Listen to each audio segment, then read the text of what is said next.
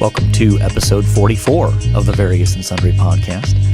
I am your host, Matt Harmon, joined live from the vault here. The cold vault. The cold vault on the campus of Grace College and Theological Seminary by my good friend, my co-host, my colleague, and the man who will refuse your nomination to be a presidential candidate. That's right, yeah. John Sloat.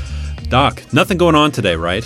Yeah. Just a normal Tuesday in American life. Yeah. Just, nothing to be, anxious about or even curious about. Just a very bland, ordinary. Just a bland Tuesday in November day as we record on November 3rd, Tuesday of this week, which is, in fact, Election Day. Yeah, there's nothing going on.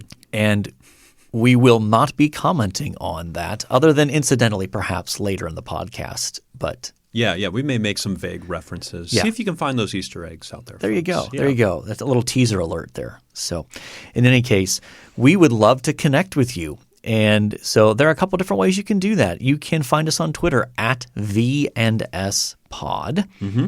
You can email the show, variousandsundrypodcast at gmail.com. It's been a long time since we've gotten a listener email. Yeah. And our Facebook page. We get a little bit more interaction on the Facebook stuff, I think. Facebook, we get a little bit. Twitter, we get a little bit. The email, not so much. Yeah, that's all right.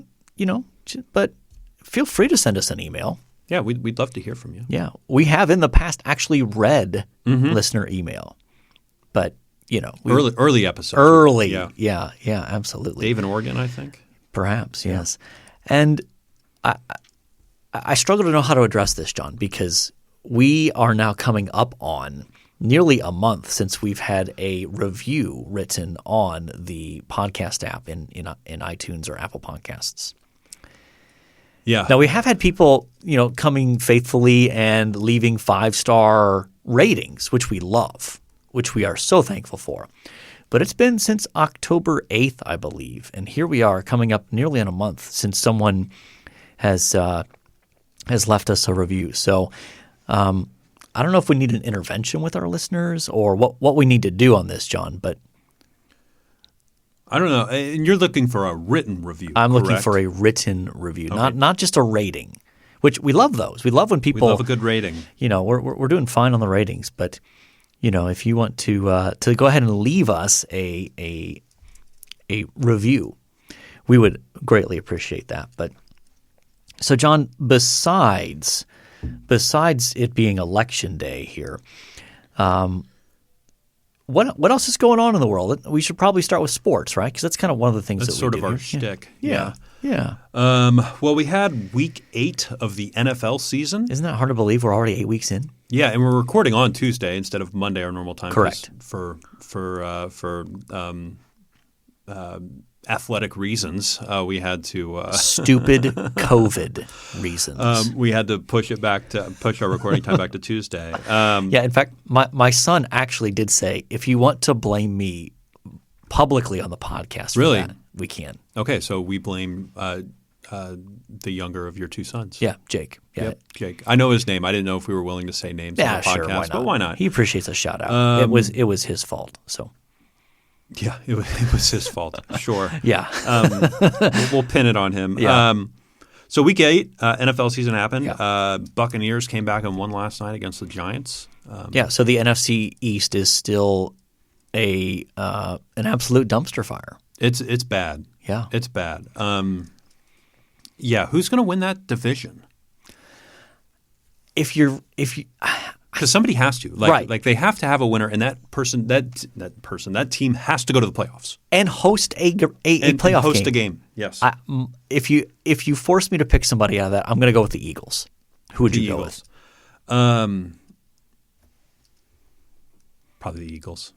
And it's all about the quarterback situation. I think Yeah. Daniel Jones with the Giants throws too many interceptions. And has shown he's truly the reincarnation of Eli Manning and just throwing picks. Though he's got a little bit more speed than Eli Manning. That's true. That's true, as we learned a couple weeks ago. Yeah. But maybe the same amount of coordination. Maybe, yeah.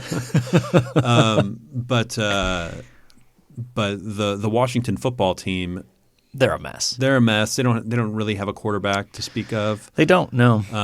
Dallas, I would have picked if Dak Prescott was around, but he's not. He's not doing well. So I think it's got to be the Eagles. I think, but as bad as they look, are they going to win 5 games and win that division? 5 or 6? You think? I hope so. That way, I hope the NFL just blows up their playoff thing after that out of sheer embarrassment and just says, "All right, we're going to let in the best X number of teams." Yeah, I don't think that's going to happen. But in any case, the Steelers are still unbeaten. Yeah. I think that's a bit of a surprise. I think people thought they'd be good, but I think I read somewhere that they're 7-0. That franchise has never had a team that's been 8-0. Which is crazy to think given their heritage of having those great teams in the 70s that none of those 70s teams ever got to 8-0. Yeah, I wonder I mean, I wasn't alive in the 70s, but I do wonder, like, goodness, was competition better back then? Are teams tanking now that weren't tanking then? I mean, smaller league, so the talent wasn't as spread out. Also no free agency, so it was easier to collect players and keep them. But I don't know. That seems surprising to me.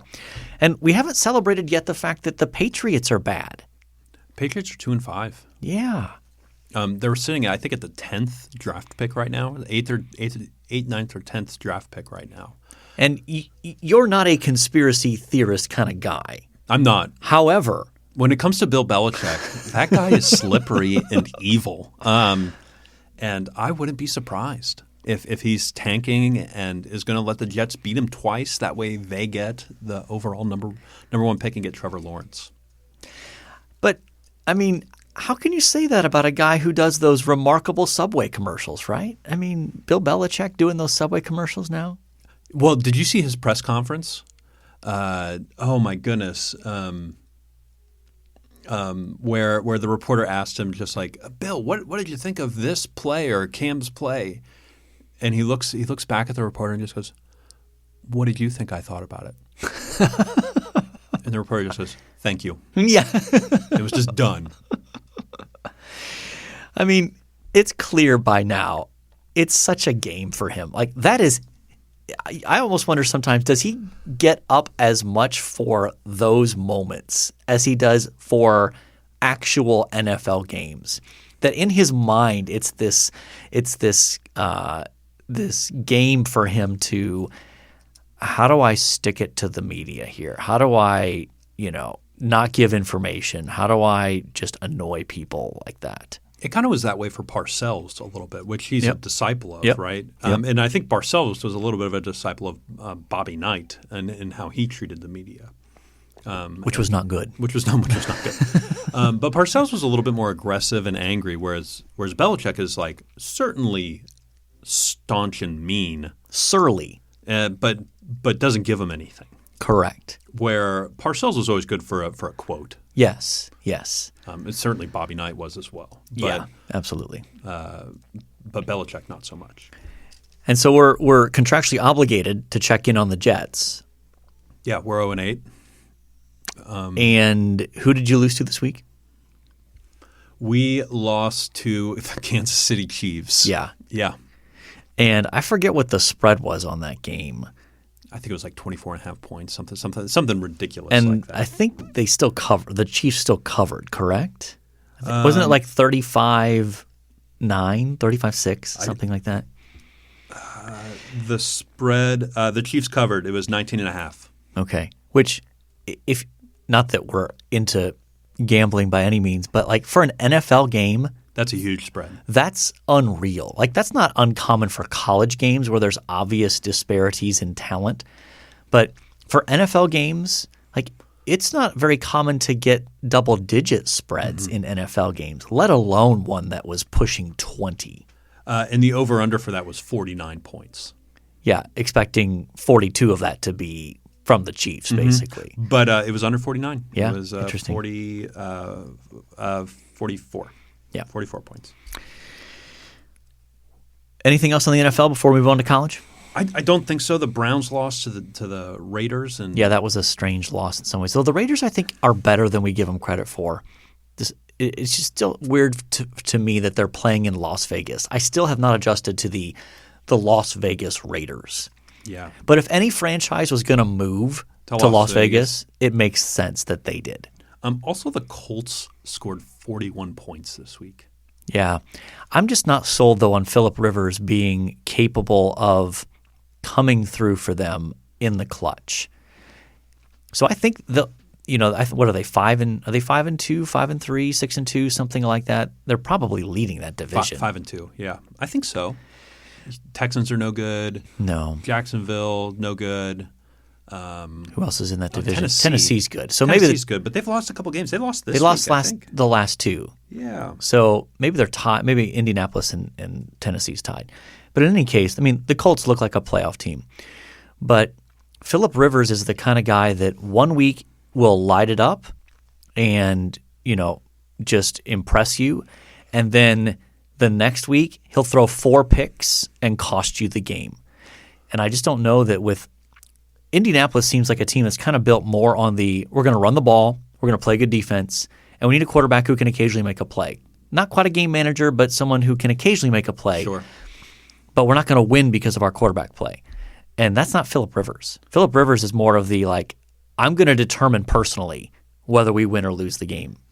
Yeah. And I just don't think he's a good system fit. But do you want to give us a college football update? What happened? I would love to. What happened this week? Yes. So Ohio State went on the road at Penn State, which is normally an incredibly intimidating place to play. They have the big whiteout. Sure. 100,000 plus fans all in white, screaming, making lots of noise. Urban Meyer basically said it was the toughest environment he ever coached in. And, he coached in the SEC as well. So he said that from his perspective, he thought that whiteout that sort of environment was worth 7 to 10 points for Penn State. Really? Yes. And so that was missing because there were no fans allowed except for, 500 family and friends kind of thing. And Ohio State went in and had a dominant performance. Okay. They won 38-25, and really it wasn't that close. It had more of the feel of a game where they were in control the entire way. Justin Fields is the real deal. He has, through 2 games, he has as many incompletions as he does touchdowns. That's awesome. 7. And let's get your biggest fear out there is that in April, Justin Fields in the draft goes to the Jets, right? That's one of your big fears. That is a big fear, yes. Yeah. And because a number of Ohio State players have gone to the Jets and have had their careers ruined. Yeah. Now, that's not uncommon. A number of schools have sent it's not unique to Ohio State to the Jets and have had their careers ruined. Absolutely. But yeah, that's a fear you have, and we'll see if that plays out in April. Yeah. It'll be great content for the pod if it happens. Michigan lost to Michigan State. Yeah, I got a good chuckle out of that. Not good. Not good for Jim Harbaugh's in a little trouble there. I think that takes him now to something like 1-6. 1-6, yeah. At home against Ohio State and Michigan State. Mm-hmm. And those being the 2 primary rivals, that's a bad thing. 1-6 at home. And Michigan this weekend plays Indiana, who might be the surprise of the Big Ten darling yeah. of the college football season. Yeah, and they are, as of this week, ranked 13th, I think, I can't remember if it's the AP or the coaches poll. Not that those polls matter ultimately for college football, but this is by far their highest ranking in decades. And it'll be interesting to see. I think that game's got a lot of fun in it. I think it's got a good narrative to it. Michigan, if they lose to Indiana, it looks bad for Harbaugh. Yeah. But it looks great for Indiana. Yeah, absolutely. So we'll see how that shapes up. One other big story in college football, Trevor Lawrence, the presumptive number 1 pick in this year's upcoming NFL draft, tested positive for COVID, so he did not play this past week when Clemson played Boston College. And Boston College led that game for basically 3 quarters plus before Clemson rallied and won by 6 points, I think. So the bigger issue is he's not going to play this next week, and they play Notre Dame. That's a problem. But this creates a big problem for me, John, because if Notre Dame were to win that game, all of the insufferable Notre Dame fans come out of the woodwork. All of them. The insufferable ones. More than just Lee in Indiana? More than just Lee in Indiana, yes. Though I'll give him credit. On Twitter, he acknowledged when I said a few weeks ago that Notre Dame was overrated. He agreed with me. So I'll give him credit for a moment of clarity there. Interesting. But in any case, I think if you look at the eye test right now, Ohio State and Alabama are the most impressive teams. Clemson has struggled. Even with Trevor Lawrence, they kind of struggled against a bad Syracuse team. So that feels like Clemson's MO, though, is they like sort of muddle their way through the ACC against inferior competition. And then all of a sudden they get to the playoff and they're amazing. You know. So we'll see. We probably need to hit this baseball note since you're more of a baseball guy. Then the World Series came to an end the day after we recorded the last episode. So, Dodgers won the World Series. Yeah. Do you care? I do care. There were some Mets farm hand. There was Justin Turner was on the Mets for a long time. Okay. Without COVID on the Mets for a long time. And went to the Dodgers and played amazing. And I always enjoyed watching Justin Turner as a player. And they have some excellent players. So they haven't won since I think '88. And they've had some of the best teams on paper, and even in the regular season, for the past probably 4 or 5 years, 6 years, And there was the narrative about Clayton Kershaw being one of this generation's best pitchers in the regular season, but struggling in the postseason. He had a really good World Series performance, and I'm really glad for Clayton. I think he deserved a World Series at some point in his career. I thought he pitched really well, but ultimately, I think it's a bit of a footnote in a week that was long. Yes. Which all the weeks right now feel long. So long. So, but let's turn our attention to our main topic today.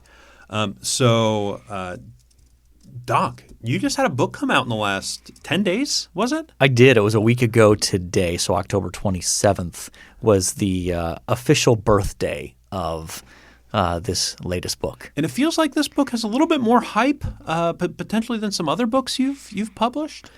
Perhaps. I think that part of that is InterVarsity Press, the publisher, has done a nice job with that.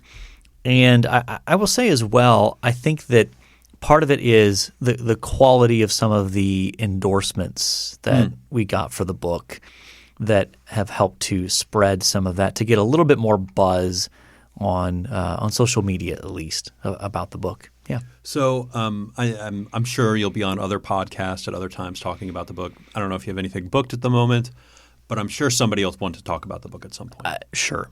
Okay. But this is exclusive breaking news kind of. Like I've not done any interviews yet about this particular book. So this is your first interview about the book? It is, yeah. Okay. But since this is also your podcast, I'd like to ask you some more questions about just your writing process in general to start, and then we can get into the book a little bit. Sure. And I think a generic question that I think I always wondered until I knew you. How do you get picked to write a book? How does that even start? What happens? Well, there are two broad categories here, in the sense that in terms of the books that I've written, this is number 8. So that in those book projects, either I have been asked to write a book by the publisher or by maybe the series editor on a specific topic. And that's where this current book falls in. So it comes from networking with conferences and through your PhD program, I'm sure. Yeah. So as I interact with other scholars in my field, they as they're conceptualizing projects and that sort of thing, and as I build relationships with publishers, they will approach me and say, we'd like you to consider writing a book on this topic. So, for example, this book called Rebels and Exiles, a biblical theology of sin and restoration, is part of a series called the Essential Studies in Biblical Theology. And so the series editor for that is a guy named Ben Glad, who's a friend of mine from the Wheaton PhD program, an excellent scholar, New Testament scholar at RTS, Reformed Theological Seminary in Jackson. And we actually co-wrote a book called Making All Things New. And so he proposed this series idea to InterVarsity Press. And as part of that, he came up with a list of the topics he wanted covered in the series. And he approached me and asked if I'd be willing to write the volume on sin and exile. Okay. And let me just say the other category is book ideas that I personally have had, and I pitch them to a publisher, and they decide whether or not they want to publish that or not. And that can take several tries with different publishers in terms of different books. So even if you have an established relationship with a publisher, they might say, I don't know if that's the best fit for us, or I don't know that we really want to do a book on that right now. And so you end up kind of networking with different publishers to find that correct fit. Okay. Now, when you were picked to write this book, you said yes. How do you get started? Like what? When do you start typing? Are you just reading a ton about the topic in general? Yeah, I personally am a big believer in outlines. Okay. So when I tackle a project like this, the first thing that I try to do is to think about what are the most important things related to that topic. And can I sketch out an initial or provisional outline that helps me think about putting a skeleton together that helps me organize my thoughts. So when now in one sense, this book was easier in that because I'm tracing a theme through the canon. So if you're tracing a theme through the biblical canon, it makes sense that you kind of structure the book around segments of biblical history and just kind of work your way through that way. But even then, within that, you have to start thinking about what are the key passages that I have to address. So I tend to try to do as much on the front end myself before I get into the literature out there that's already been written on the topic, so that it is as much my own thinking as the base and the foundation, and that then I allow what others have written to correct or enhance or shape what I'm doing. What sort of around writing? What sort of daily writing rituals do you have? Like for instance, I remember being in a seminar with Jonathan Pennington where he said at the end of every day that he was done writing, he would write out 4 or 5 bullet points of where he wanted to go next, save that in the document, and he called it parking on a downhill slope. That way he could get it's a good rolling expression, yeah. Easily the next day. Do you do something similar, or do you have any rituals similar to that? Yeah, so I don't typically end up writing daily. In terms of when I make time to write, it tends to be more probably 3 or 4 times a week, but trying to get blocks of time of at least a couple of hours. And the primary reason for that is I find that oftentimes it can take you, even if you do what Jonathan Pennington suggests, which I often do, that when I finish writing for the day, that I'll try to leave some bullet points or some things that I'm going to get to the sort of the next stage of the argument or the next part of the of that section or whatever. I've never heard the expression parking on a downhill slope, but that's an excellent way of putting it, so that it's easier to hit the ground running. But it can still take a while to kind of get back into the thought world and the flow of your argument and what you're doing.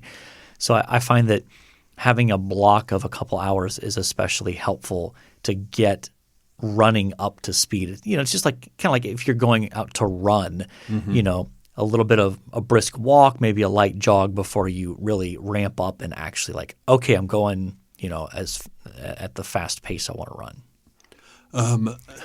Do you always write in your office? I almost always write at home in my study. And but at times when I'm traveling, I like to write. There's something just kind of cool to me about working on a book project in different locales. I mean, you remember from the mystery trip. Oh yeah. When the most recent one, when we were in London, I spent part of a day there writing, as well as just even when we had little windows in the morning. Sometimes before we kind of got the day going, I'd try to get a half hour of writing in or that sort of thing. So that was that's kind of fun. But the sort of day in day out stuff is in my study at home, and this is sort of the nerdy part of me. I keep a Google sheet of word counts. I was hoping to get to this. So I track word counts of what I write on different projects because I'm always working on more than one book project at a time. So I have a Google sheet that I started back in, I think 2015, of tracking word counts for different projects. So there'll be, there's whatever the date is, and then whatever project I worked on, and how many word counts, and tracking for the year, how many, and for the month, every month, how many words am I writing? Every year, how much am I writing? Okay, I love that. I remember being in a coffee shop. I think we were in Grand Rapids at a conference, and we were at a coffee shop. I think we skipped out on a session, and probably you were writing. I think I was reading, and I said, "All right, I think it's time to head back." And you pulled up this sheet and put in your word counts, and I was asking questions about it, and I found it fascinating. So let's turn our attention to the book here. Yeah, sure. Rebels and Exile. What if you're going to put it in a thesis? If you're going to give me a one sentence, this is what the book is. Mm-hmm. What's the thesis? I would say that there is a consistent pattern in Scripture that runs from Genesis to Genesis to Revelation, that human rebellion against God leads to exile away from His presence, and that there's a very real sense in which a major theme in the biblical storyline is God's effort to restore us from that exile.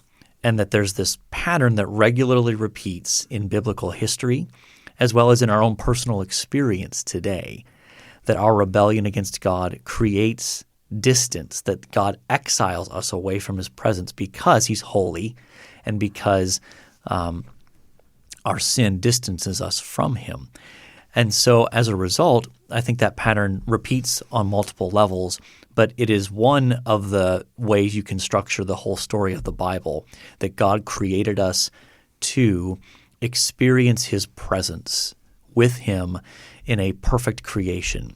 And it's our rebellion that cast us away from that. And the Bible is ultimately, in one sense, the story about how God is fixing that and restoring that, so that it culminates in us being in a renewed creation, experiencing His presence. So, what's the first instance that you talk about of in the biblical storyline, in the canon, of our experience of exile? Yeah. Well, it starts in Genesis 3, really. After you see the consequences of what Adam and Eve's rebellion against God have produced, the culminating form of judgment in Genesis 3 is that God kicks them out of the Garden of Eden. Yeah. And He places these angelic beings, these cherubim, at the entry point, preventing their access to God's immediate presence. And so it starts off right at the beginning that there's this pattern that you see, especially in the first 11 chapters of Genesis, where humanity is moving further and further away from God's presence. And that's connected with their ongoing and deepening rebellion against God and his purposes. Outside of Genesis 1-11, and I think a slam dunk for this is Israel being exiled from the land, right? Sure. Well, what are some other examples of exile that we see in Scripture? Yeah, I think that the one that I'll focus on is, and I think this is, to me, this was one of the more meaningful parts of doing the work on this book, is looking at how there's a sense in which you can understand what Jesus is doing on the cross as experiencing exile for his people. That through his death, he is in fact experiencing exile away from the Father, because he's experiencing the consequences of our sin, our rebellion, and even just the physical description of Jesus being crucified outside the city. You know, so there's even just some geographical pieces to that. Yeah, that's interesting. Where Jesus is taken by the Roman authorities outside of the holy city. And, in Israel's experience, if there was someone who was impure or rebellious or things like that, they were to be taken outside the camp as a physical way of representing their rebellion and God's judgment on them. And so there's a very real sense in which through his death on the cross, Jesus experiences our exile away from God. But then his resurrection is the initial phase of our restoration to God's presence and our ultimate experience of that. And when you look at the Old Testament, one of the most famous passages in the Old Testament about resurrection is Ezekiel 37. It's the image of the valley of the dry bones. And yeah, it's absolutely about resurrection. But if you look at the context, it's also about return from exile. Yeah. That God is going to restore his people and bring them back, so that these ideas of resurrection and restoration are intimately connected in the Old Testament. And that is what Jesus is accomplishing through his death and resurrection, is that combination of realities. In the book, you make the argument, and I think you make the argument that Peter calls us exiles. He says that the Christian church, in a sense, is exiles living in a foreign land, waiting to return home. Yep. How does that shape our identity? How does that shape our lives? Yeah, that's an aspect of our identity as Christians that I think sometimes we as Americans have not fully appreciated.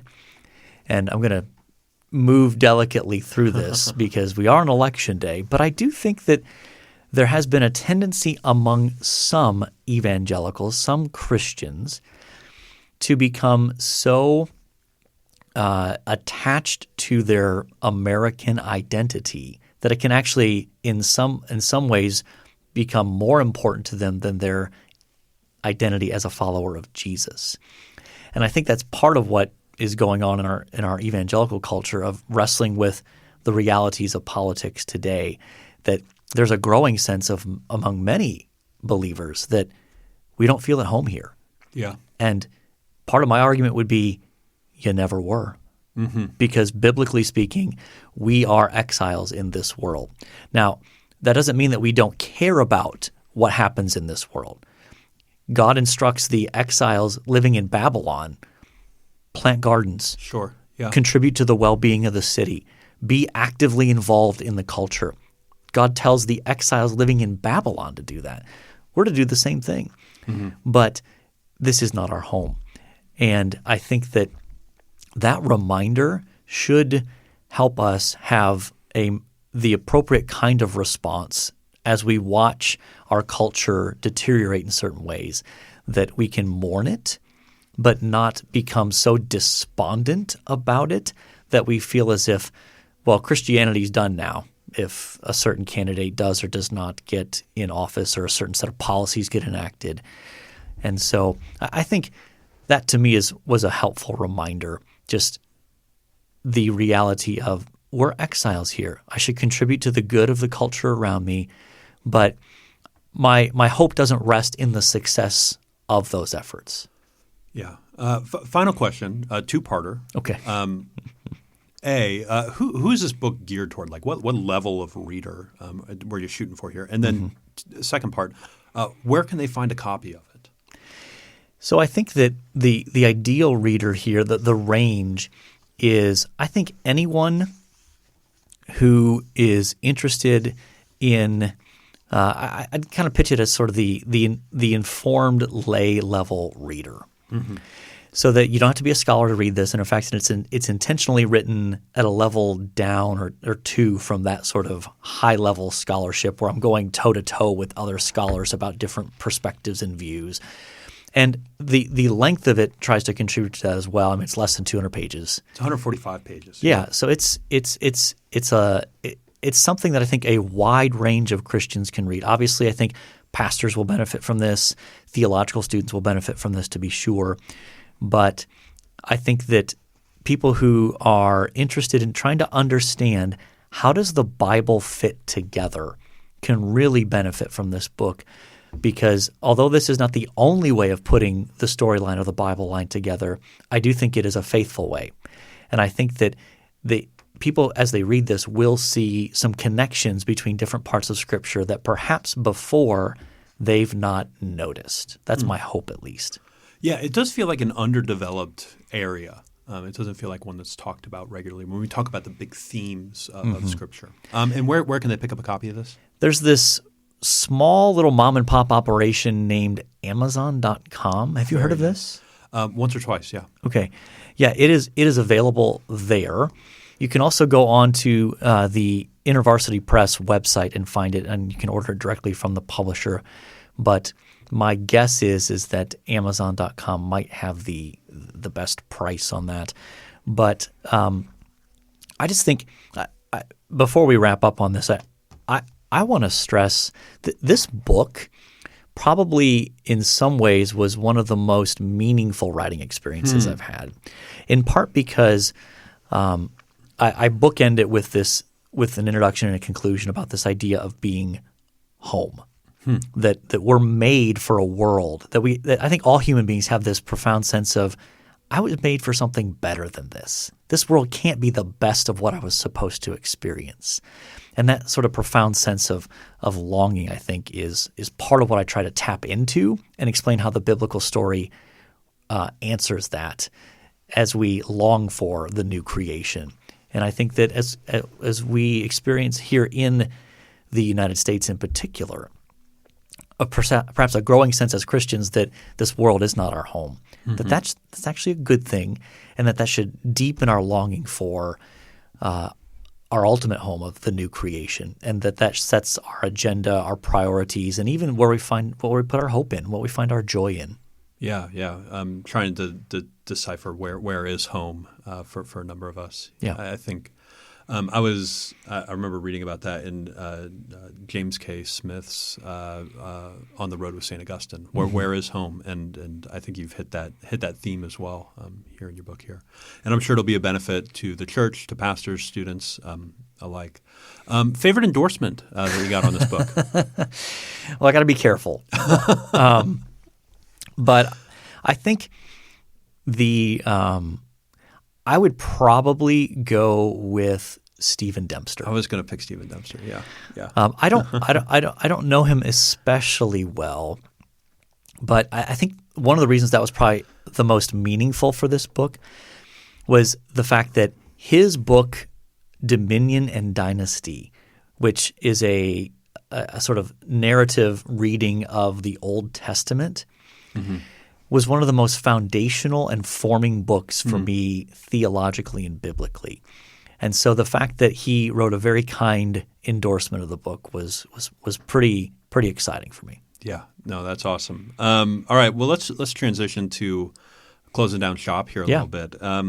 Episode 44. Yeah, so we need an athlete. A decent collection of options I know, here. We got quite a list. We've been wandering in the wilderness a bit in terms of some of these numbers in the upper 30s, but as we've gotten into the 40s, things have improved. So number 44, Hammer and Hank Aaron. Yeah, home run king. Whom I still regard as the all-time home run king, even though Barry Bonds has hit more. So another baseball great, Reggie Jackson. Yeah, my dad had an autograph from Reggie Jackson. Mr. October. Yeah. In the world of basketball, we have several options as well. Pistol Pete Maravich. Yeah. One of the most dynamic players of his era. And he's a guy that in some ways was ahead of his times when it comes to the style of his play with the behind-the-back passing and the no-look stuff and just just kind of the big personality. He was an incredible scorer as well. In fact, I think he averaged something like 40 to 45 points a game in college at LSU before the three-point line. Yeah. That's crazy. Also from the world of basketball, George Gervin, the Iceman, famous for his long arms and his finger roll. And then the last basketball player, Jerry West. The logo. Yeah, if you didn't know, he is the man after whom the NBA logo is patterned after. Yes, although the NBA won't admit that. Yeah, but it's obvious. Yes, it is obvious. They probably don't want to admit it because they don't want to get sued by Jerry West. That's right. That's exactly right. For using his image. He's also with the Clippers still, and I think he's getting up there. I think he's in his mid-80s. That sound right? Is he that old? I mean, he played in the 60s and 70s. into the early 70s. I'm not sure how old he'd be. And then our one representative from the NFL would be John Riggins. Do you remember John Riggins, the Washington Redskins, formerly the Washington Redskins, the Washington football team now? He was their key running back in some of their Super Bowl runs in the 80s. Big, powerful back. Had some big games in the Super Bowl. And then we have two entries for Ohio State. Dick LeBeau. Probably better known as a coach, right? Yeah. He was a defensive back at Ohio State, but went on to have a long career in the NFL, like a 40, 50-year coaching career in the NFL. Defensive backs, was a longtime defensive coordinator for the Pittsburgh Steelers, and I think he did actually coach as a head coach for Cincinnati for a period of time. And then the other one is Ray Griffin, was a safety in the mid-'70s, perhaps better known for his being the brother of Archie Griffin, who we'll talk about probably next week. So probably. In any case, who you like out of that list? So Jerry West is 82. Is he really? 82 years old. Hank Aaron. Do you know how old Hank Aaron is? Well, he's got to be up there as well. 70s? 86. No way. 86 years old. Gosh. Both still living. Yeah. But 1934 for Hank Aaron. Okay. Which way do you want to go? I'll leave it up to you. Oh, that's tough. We talked briefly about this before we went on air, but I love Hammer and Hank Aaron. But I also appreciate Jerry West, the logo. I know that's where you probably lean. Yeah, I'm inclined to go with age here. You know, okay, pick the more experienced individual. So let's go Hank. Okay, and I think part of what made him amazing was the fact that the way that he handled approaching and breaking Babe Ruth's record, and even just some of the racial animus he faced in the midst of that, because this was like early 70s and or early to mid 70s, and he handled himself with such class in the midst of that. So we're going with Hammer and Hank? I think so. Okay. One thing we liked? Well, this week for me, on Friday, Steve Cohen bought the Mets from the Wilpons, and it became official. And so Steve Cohen will eventually take over, I think in December sometime or maybe in the new year. He has bought the Mets, and during a time when the baseball is cutting costs, nobody has any money because it was a bad year. Right. The Mets now have the MLB's richest owner and are way under the luxury tax currently. So they are going to be spenders, and hopefully that means we're going to be competitors next year. Are there any particular – I don't keep up with the free agent world too closely. Are there any big free agents that are going to be available after this season and going into next season, or that you have your eye on that you're hoping maybe the Mets can snag? I mean, there's two or three catchers that will be available. One of them is JT Real Muto, who's the Phillies catcher currently, who they just can't afford to sign again. Trevor Bauer for the Cincinnati Reds will be available. Marcus Stroman, who is already with the Mets. There's a number of players out there who will be available. Hope springs eternal for the Mets fan here. Yeah, always. And we got a new owner.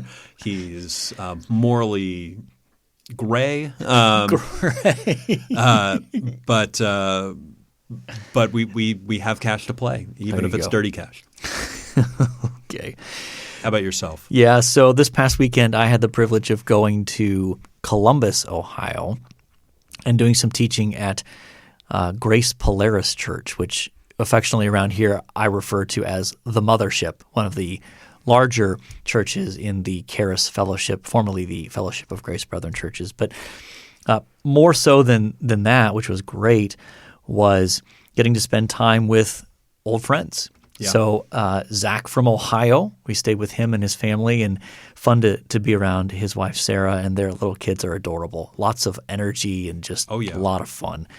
And we also got to see Nate from Ohio. Oh, did you see Nate? Nate and his wife and their 2 daughters came down. So it was great to catch up with them. So as I've mentioned before, one of the coolest things about my job is that students become friends and long-term friends that I get to keep up with and see what they're doing in their lives. So awesome.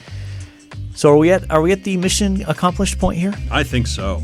We've done a lot. Okay, I've talked about myself plenty today, so I think I need to put a bow on this and move on. So, in any case, we are calling mission accomplished, and so until next time, the Lord bless y'all real good. Later.